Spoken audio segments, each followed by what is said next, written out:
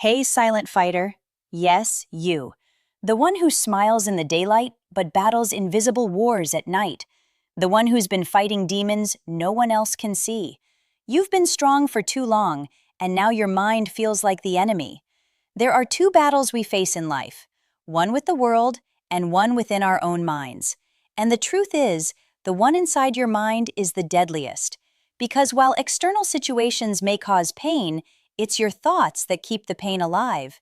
You can be sitting in a calm room with no enemies, no danger, and still feel fear, regret, anger, and shame. Why? Because the battlefield is in your head. You've probably had days where everything seems okay on the outside, but your mind won't stop attacking you. A single negative thought starts to grow like poison.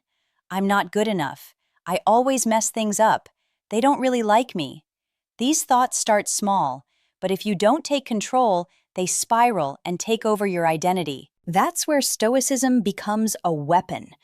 Ancient Stoics like Marcus Aurelius, Epictetus, and Seneca lived in hard times: wars, slavery, exile, betrayal. But they learned something that most modern people never realize. You cannot control the world, but you can always control how you respond to it. As Marcus Aurelius wrote in Meditations, you have power over your mind, not outside events. Realize this, and you will find strength. Let that sink in. You don't have to be rich. You don't have to be perfect. You don't have to control every situation. You just have to learn how to respond instead of react. You're not your negative thoughts. You're the observer of them. And if you're the observer, that means you can choose how long they stay. This video is not for someone who wants to feel good for 5 minutes. This is for the warrior who's ready to stop living under the weight of their own mind. This is for the person who's tired of the voice that says, "You're not enough." In the next 7 chapters, we will break down the most brutal mental traps that feed your negative thinking, and how Stoic philosophy gives you the exact tools to destroy them. So, don't just watch this video, study it. If you want peace, clarity, and inner strength, don't skip any part. Each section builds on the last. Before we begin, I want you to drop this affirmation in the comments. I am stronger than my negative thoughts. Like this video, share it with someone you care about. Subscribe if you're serious about inner growth. And now, let's kill the negative thoughts, one Stoic truth at a time. Number 1, you are not your thoughts. Let's begin with the most important truth. You are not your thoughts. This might sound strange at first because we've been raised to believe that every thought we have is somehow us. But take a moment and think how many random, scary, weird, or painful thoughts pass through your mind in a day. If all of those were you, then you'd be changing identities every minute. Stoicism teaches a deep but simple idea. The mind has 2 parts: what happens and how you respond to it.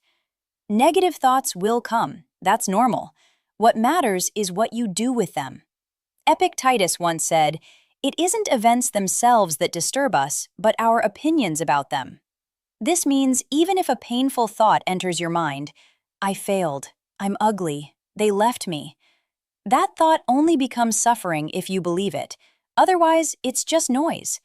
Let's say you see a dark cloud in the sky. You don't run screaming just because it might rain. You look at it, prepare if needed, and move on. That's how you must treat your negative thoughts.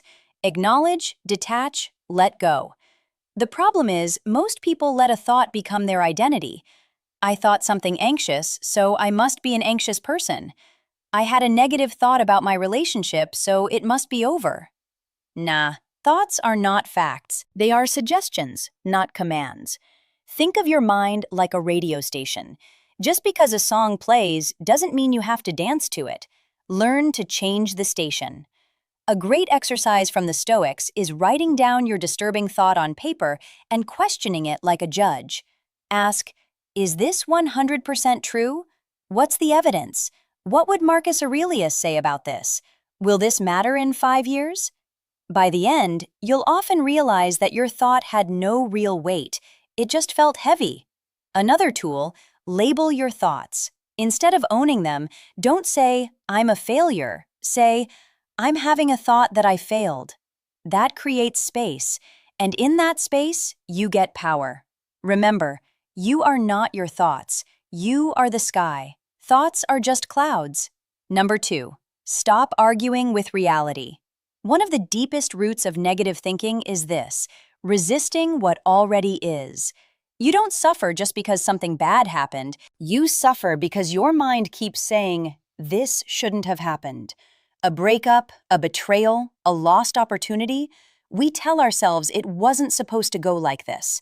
And that resistance becomes mental torture. But the Stoics taught something powerful. Pain is guaranteed, but suffering is optional. And suffering begins when we start arguing with reality. Epictetus put it perfectly. Do not seek to have events happen as you want them to, but instead want them to happen as they do happen, and your life will go well. Now, this doesn't mean you should celebrate pain or pretend things are fine. What it means is stop wasting energy trying to undo the past or rewrite what's already real. If it happened, it happened. Accept it. Then decide what to do next. Think about this. A person standing in the rain can scream, cry, and curse the sky, or they can accept that they're wet, grab a coat, and keep moving. Which one do you want to be? Most negative thoughts come from wishing the past was different. Why did they leave me? Why did I say that? If only I had taken that chance. But none of these thoughts change the event. They just keep the pain alive. The Stoics call this the practice of amore fati, love of fate. It means loving what is, even when it hurts. Why? Because the event is not in your control, but your response is. Let's take an example. Say you failed an exam or your business idea crashed. A negative mind will say, I'm worthless, I never succeed. A Stoic mind will say, this is a moment, not a life sentence. What can I learn from it? Don't fight the moment, use it. Here's a tool. Every time your mind starts saying, this shouldn't have happened, catch it. Say out loud, but it did. So now what? That one line flips your power back on because you stop being a victim and start being the author again. And here's the truth you need to remember. Peace doesn't come from having a perfect life. Peace comes from accepting what is and still choosing to move forward. I want you to drop this affirmation in the comments. I accept reality and I grow from it. Number 3, don't trust the first emotion. Most people make a deadly mistake. They treat their first emotion like the truth. But Stoicism teaches you this critical skill. The first feeling is not final wisdom. Anger, fear, jealousy, sadness, these are reactions. And reactions are usually loud, messy, and irrational. If you always obey your first emotion, your life becomes a roller coaster. Think of emotions like waves. The first one crashes hard, but it always passes. If you can wait, reflect, and observe instead of acting, you win. Marcus Aurelius, a Roman emperor under constant pressure, wrote this. The first rule is to keep an untroubled spirit. The second is to look things in the face and know them for what they are.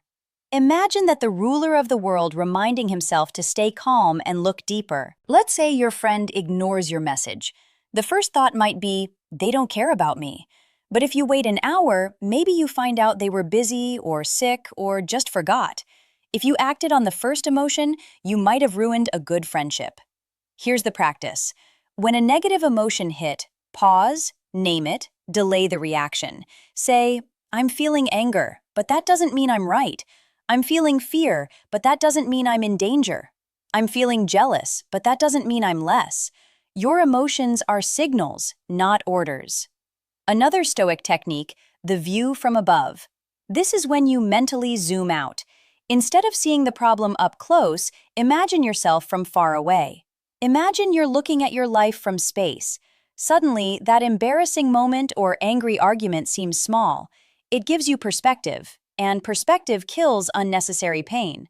Also, practice this line, let me wait before I react. That small sentence has saved careers, marriages, friendships, and most importantly, your peace.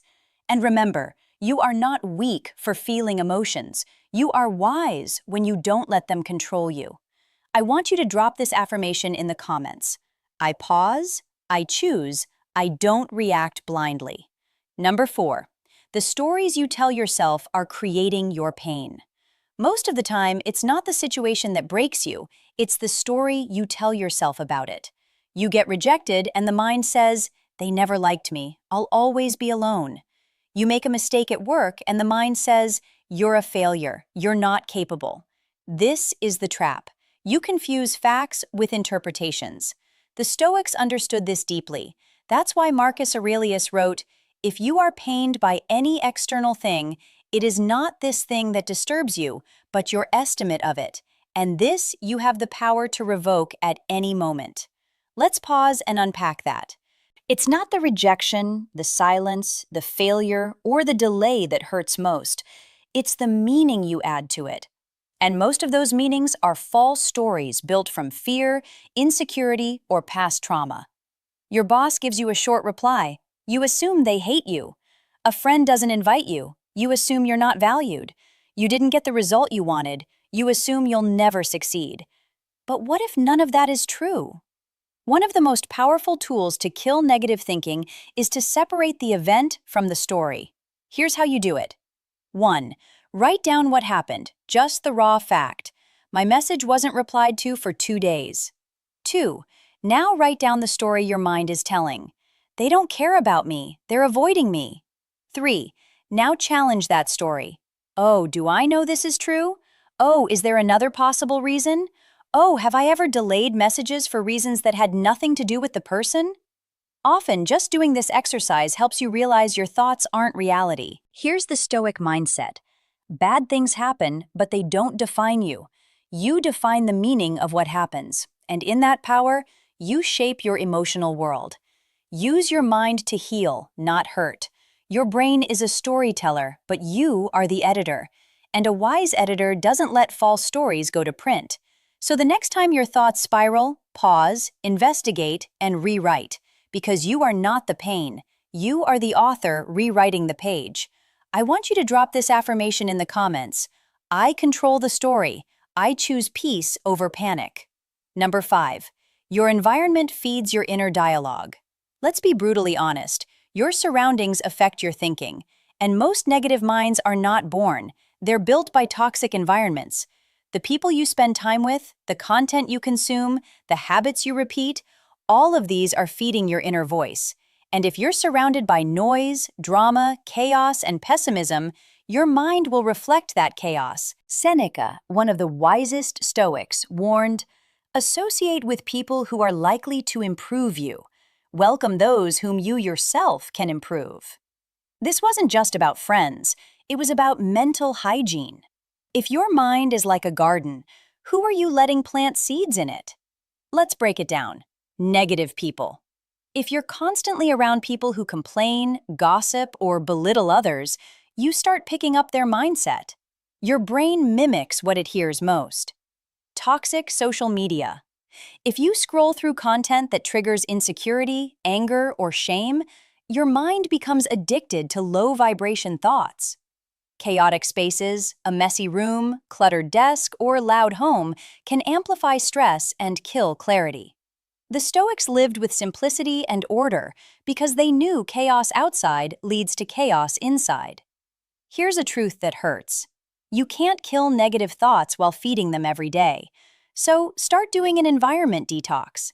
Ask yourself, who makes me feel drained versus who makes me feel calm? What content am I watching? Does it inspire me or make me feel worse? Is my space helping me think clearly or is it adding to my stress? The Stoics weren't just focused on philosophy, they were focused on structure, simple routines, clean surroundings, meaningful conversations. They knew that external discipline created internal stillness. Try this challenge. Spend 7 days without gossip, drama, or negative scrolling. Clean your room. Unfollow accounts that fuel comparison. Spend time with people who actually want to grow. You'll be shocked how much quieter your mind becomes. Not because the thoughts magically disappear, but because you've stopped feeding the storm. Number 6. You're tired, not broken. Sometimes your negative thinking doesn't mean something's wrong with you.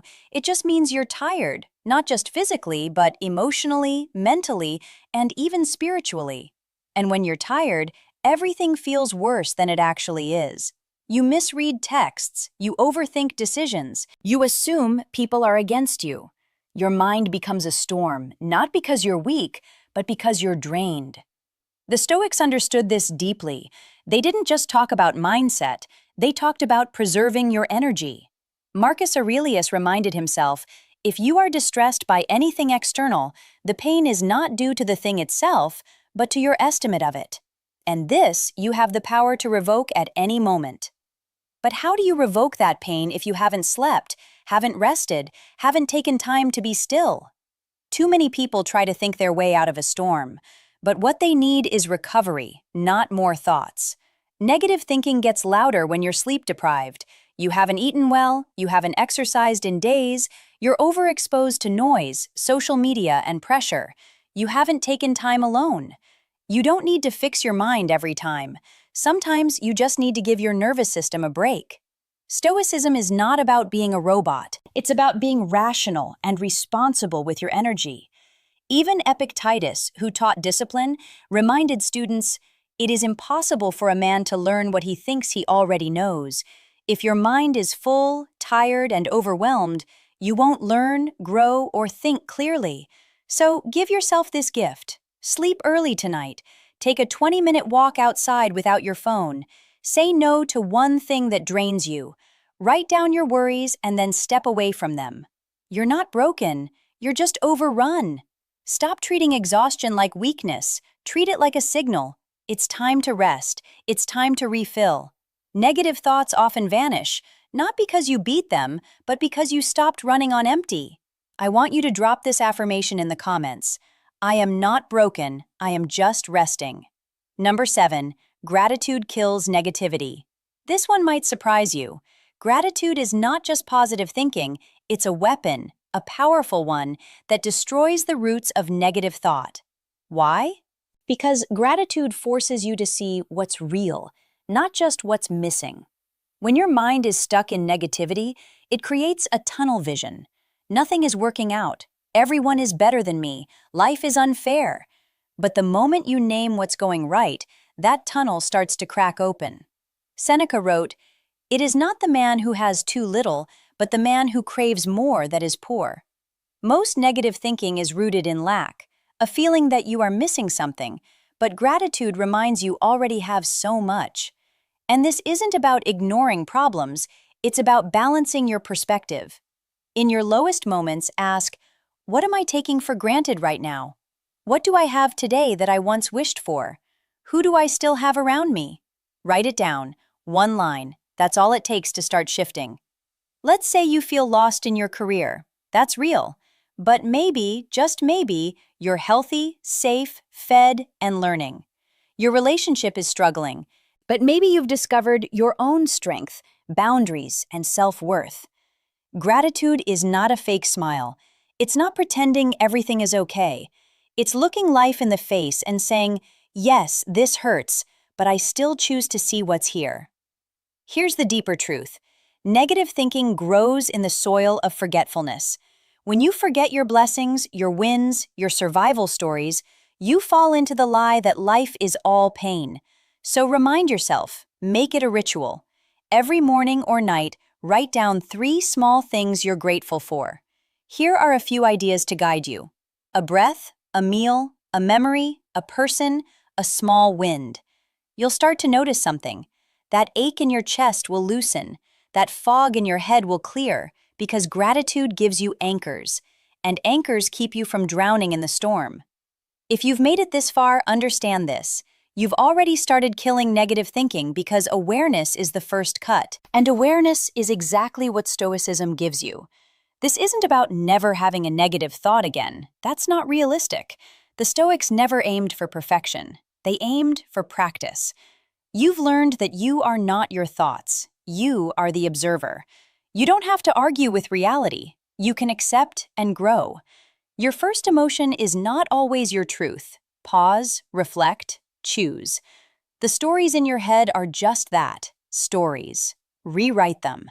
Your environment matters. Clean it up to clean your mind.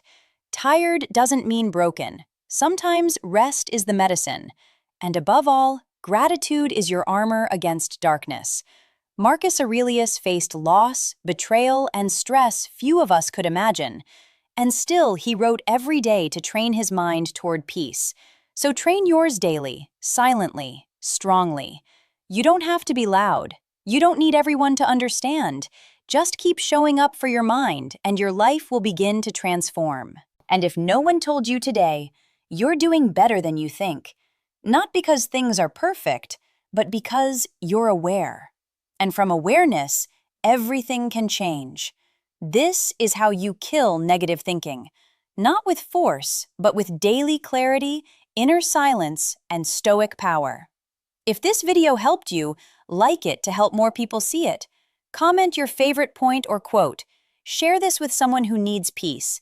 And subscribe because we are building a stoic mind together. Final affirmation for the comments.